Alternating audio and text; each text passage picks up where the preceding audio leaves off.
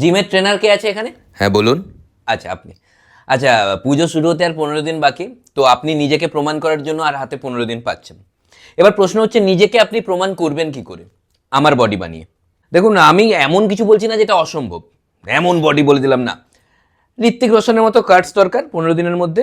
আর ওই সিংহামে যেটা অজয় দেবগানের যেটা মানে একটা শেপ ছিল না, ওই শেপের ওপর ঋত্বিকের কাটসটা দরকার। সুনীল শেঠির মতো, ওই কাঁধটা সুনীল শেঠির মতো হতে হবে। আর বাইসেপসটা একটু সাইজটা বড়, মানে জন আব্রাহামের মতো।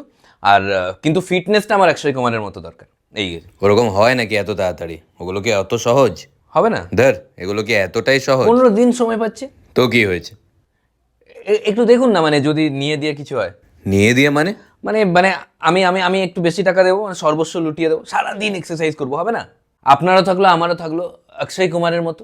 আরে এরকম করে কি হয়? তাও হবে এরকম না। অতটাই সহজ এগুলো? কিসে জিম খুলেছেন দেখ।